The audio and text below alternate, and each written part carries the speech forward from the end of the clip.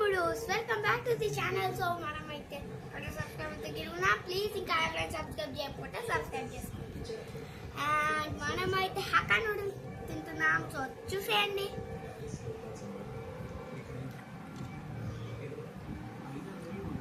First ఈ process అయితే చేయలేదు. సో నెక్స్ట్ టైం తీస్తాం. సో థింక్ చేద్దాం ఇప్పుడు.